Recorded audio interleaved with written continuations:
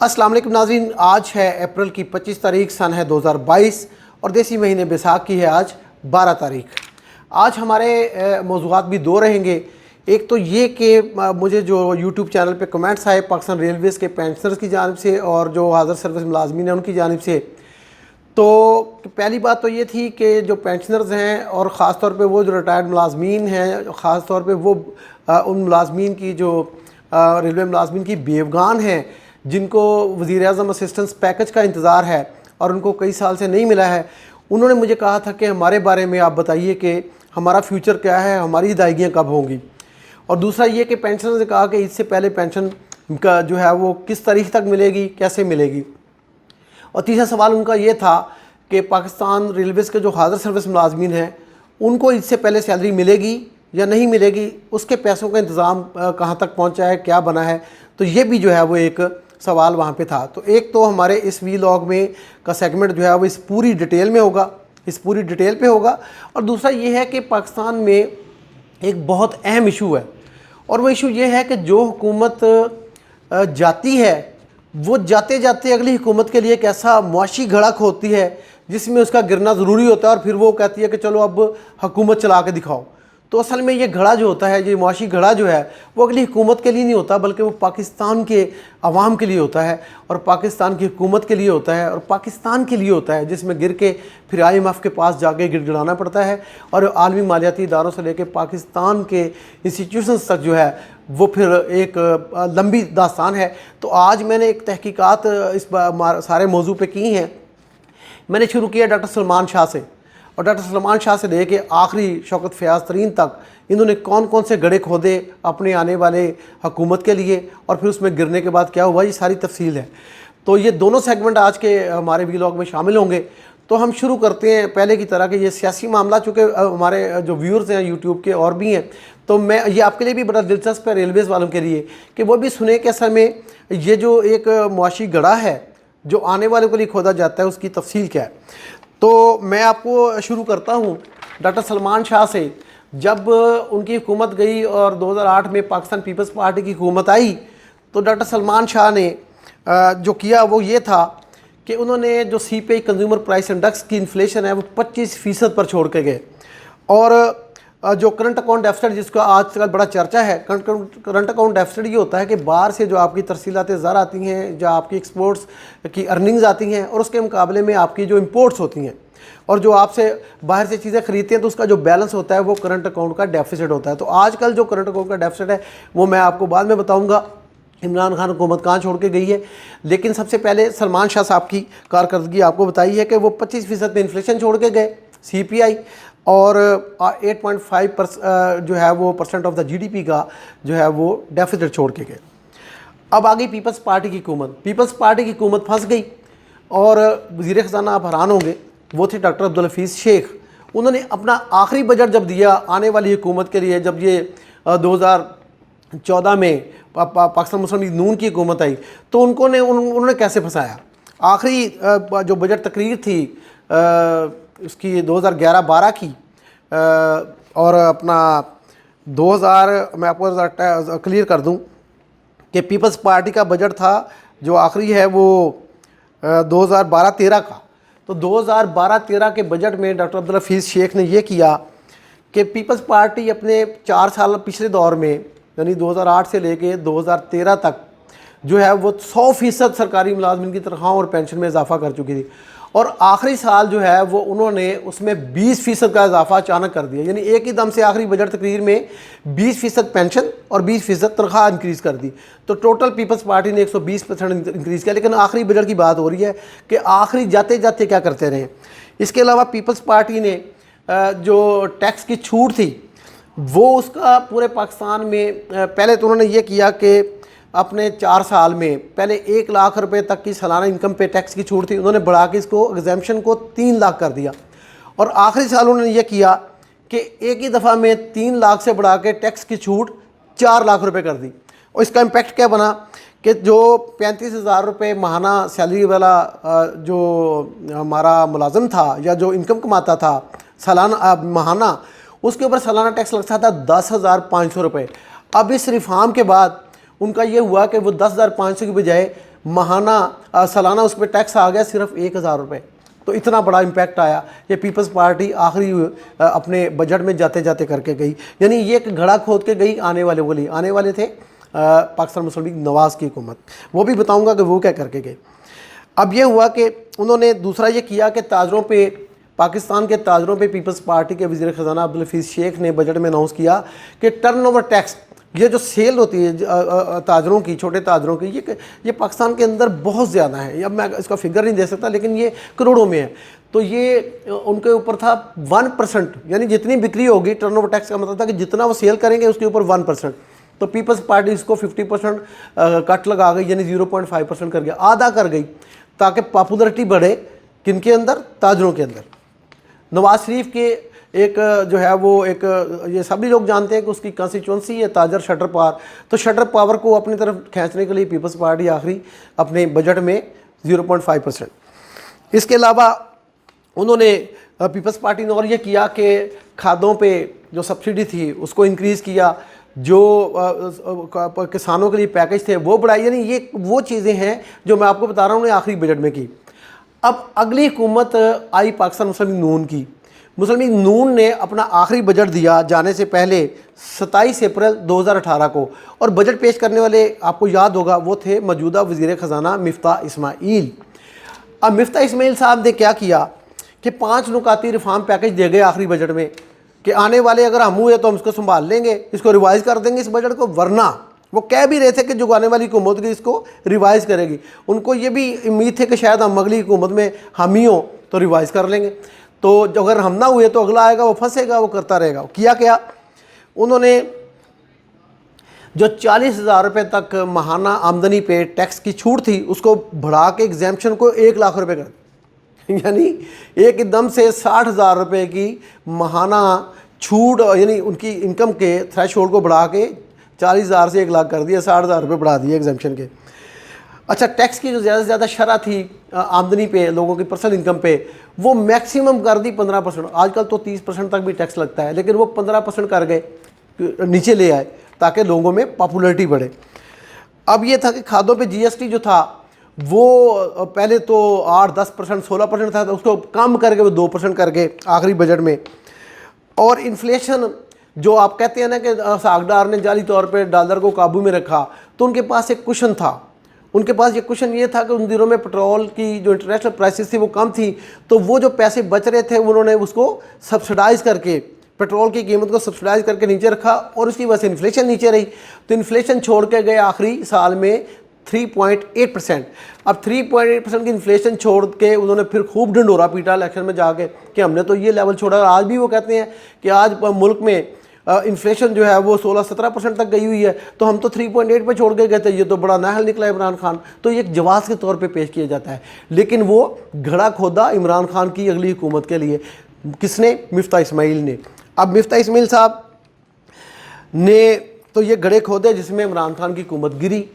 इमरान खान की हुकूमत 3.5-4 साल रही, उसने इसको कंट्रोल करने की कोशिश की, लेकिन 124 रुपये से डॉलर की कीमत बढ़ के 190 रुपये को टच कर गई उनके दरमियान में, क्योंकि उनके पास पेट्रोल की प्राइस ज़्यादा थी, कोरोना का एक अंसर था, और उनके अंदर जो एक सबसे बड़ी कमी सामने आई कि उन्होंने कहा था कि हमारे पास एक पूरी टीम है मुआशी जो पाकिस्तान की मईशत को कंट्रोल करेगी, वो टीम नहीं निकली।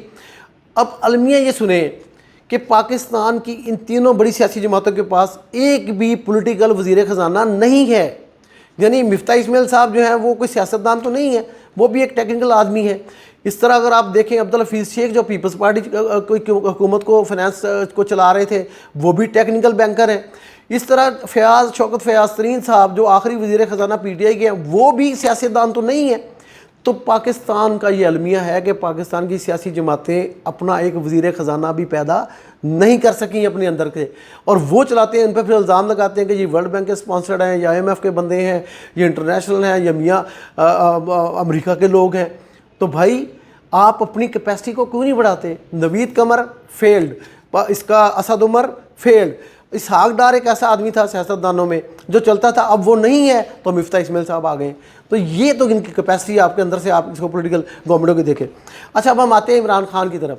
इमरान खान साहब को जो मिला था वो उन्होंने पास ऑन कर दिया कि ठीक है मेरे खिलाफ तरीके अदम एतमाद आ रही है, अब मैं इनको ऐसे गड्ढे में फेंक कर जाऊँगा कि लोग भुगतते रहो और भुगत रहे हैं। आज भी शहबाज शरीफ साहब यहाँ PKI में गुफ्तगू में कह रहे थे कि हमारे लिए मुश्किल है। मिफ्ता इस्माइल कल वाशिंगटन में जब मुज़ाकरात कर रहे थे IMF की टीमों से, तो वो भी कह रहे थे कि हम इसको सस्टेन नहीं कर सकते। इमरान खान ने क्या किया? इमरान खान ने यह किया कि 28 फरवरी को एक पैकेज अनाउंस किया। उन्होंने उसमें कहा कि हम पेट्रोल और डीजल का रेट 10 रुपये फ़ी लीटर कम कर रहे हैं और बिजली के टैरिफ में 5 रुपये फ़ी यूनिट कमी कर रहे हैं। इसका मतलब क्या है? इसका मतलब ये है कि मई और जून में 98 अरब रुपए हुकूमत को सब्सिडी के तौर पे पेट्रोल को सिर्फ कंट्रोल करने के लिए देने पड़ेंगे। अभी बिजली की बात नहीं कर रहा। तो जून के लिए भी अगले 2 माह में ये दोनों महीनों को मिलाएं तो ये 196 अरब रुपए हुकूमत पाकिस्तान को, मियाँ शहबाज शरीफ साहब वज़ीर आज़म को इस सब्सिडी की शक्ल में देना है। अगर 10 रुपये की कमी को पेट्रोल और डीजल पे बरकरार रखना है तो ये पैसे किधर से आने हैं? क्यों कि IMF कहता है कि ये सब्सिडी बंद करो, ये तो आपके खसारे का, फिर हमें पैसे कैसे दोगे? तो इस पैकेज की वजह से इमरान खान के जो 28 फरवरी को आई है, 1 अप्रैल से लागू हुआ तो 1 मार्च से, तो 1 मार्च से लागू करने के बाद अब ये पैकेज आया। अब पैकेज में आप देखिए कि पेट्रोल की इस वक्त जो प्राइस बन रही है वो बन रही है 171 रुपये फ़ी लीटर और बिक रहा है 150 पे। डीजल की कीमत बन रही है 196 रुपये फ़ी लीटर और बिक रहा है 144 पे। तो 21 रुपये पेट्रोल में इस वक्त सब्सिडी है और 52 रुपये का फ़र्क है असल प्राइस में और इस वक्त पेट्रोल पंप की प्राइस में डीजल में। तो जनाब अब क्यों हुआ ये कि उस पैकेज के तहत जो पेट्रोलियम लेवी लगी हुई है पेट्रोल डीजल पे और जो 17% GST है, इमरान खान साहब दोनों ख़त्म करेंगे, सिफर करके। इस वक्त सिफर वसूल हो रहा है। तो सिफर का नतीजा हर महीने हुकूमत पाकिस्तान को 98 अरब रुपए इन दोनों चीज़ों पे। तो हाथ तो खड़े होने ही थे, IMF के पास गए। अब सोचने की बात यह है कि ये जो गड़े खोदते हैं ये पाकिस्तान के अवाम पे गिरते हैं जाकर। पाकिस्तान के अवाम गिरते हैं, गिराना नहीं चाहते अगली हुकूमत को, लेकिन गिरती है पाकिस्तान की अवाम, क्योंकि इन्फ्लेशन का इम्प्रेशर तो जो इम्पैक्ट है वो तो उन पर आता है। जब अवाम पे इम्पैक्ट आता है तो ये लोग ये नहीं तसव्वुर करते कि हम जो कर रहे हैं वो गलत कर रहे हैं। तो ये एक बहुत अलमिया है, ये सारी हुकूमतें ही हैं, ये सभी का मामला है। तो अब आप अंदाज़ा कर लें कि अगर ये टैक्स लग जाए तो फिर आप यकीन करें कि जो दोनों चीज़ें लग जाए तो पेट्रोल की कीमत पता क्या बनती है? 235 रुपये लीटर और डीजल की कीमत बनती है 264 रुपये फ़ी लीटर। जब ये दोनों चीज़ें अगर इम्पोज हो जाती हैं, पेट्रोलियम लेवी और GST 17%, तो जनाब हमारी तो ये गुजारिश है, मियाँ शहबाज शरीफ साहब की हुकूमत है, साल रहनी है, 9-8 माह रहनी है, जब भी उन्होंने जाना है तो खुदा के लिए इस बार गड़ा खोद के मत जाइए। पाकिस्तान में हुकूमत आपकी आ जाए, कोलिशन गवर्नमेंट आ जाए, नून की आ जाए, PTI की आ जाए, किसी के लिए भी आ जाए, वो पाकिस्तान की हुकूमत है। उसके लिए आप मामले को थोड़ा सा इजी रख के जाएं, उनको फंसा के ना जाएं, क्योंकि ये पाकिस्तान के अवाम फंसते हैं, हुकूमत नहीं फंसती। ये तो हुआ जनाब पहले हमारे हिस्से का वीलॉग का जो है वो मुकम्मल। अब हम आते हैं रेलवे की तरफ। देखिए मैं आपको बाद में बताऊंगा कि रेलवे की पेंशन जो है वो क्या इजाफे के साथ मिलेगी या उनको पुरानी पेंशन मिलेगी इस बार, और तनख्वाह कब मिलेगी, कितनी मिलेगी, और जो पैकेज है उसका क्या बना है। पहले हम बात करते हैं पैकेज की।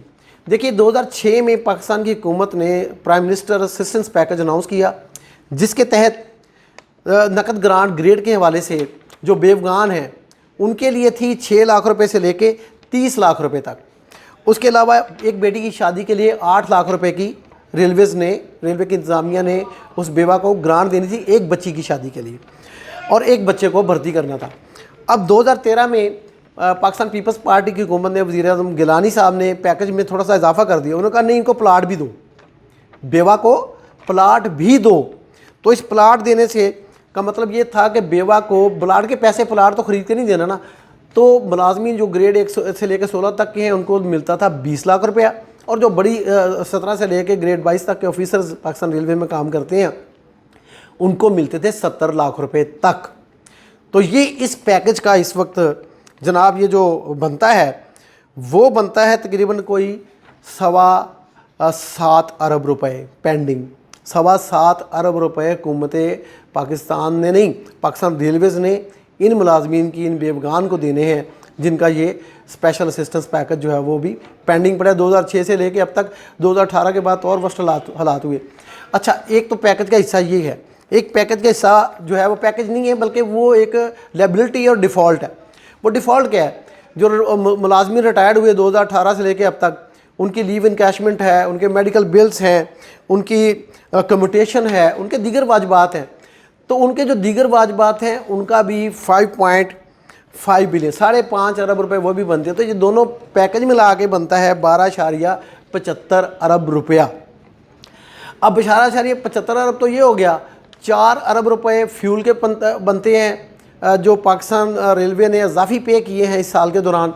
और इसके अलावा पाकिस्तान रेलवे की इंतज़ामिया ने जो 10% पेंशन बढ़ी और 10% जो है पिछले बजट में तनख्वाहों में इजाफा हुआ, उसका भी मिला लें तो ये मिला जुला के कोई 20 अरब रुपए का जो है वो एक ज़रूरत है जो पाकिस्तान रेलवे की इंतज़ामिया ने वजारत ख़जाना को लिख के दिया है। और वज़ीर रेलवे ने जो है वो ख्वाजा साद रफ़ीक को भी ये बात बताई गई है कि हमें 20 अरब रुपए ज़रूरत है अगले 2 महीने के दौरान ये सारी चीज़ें क्लियर करने के लिए।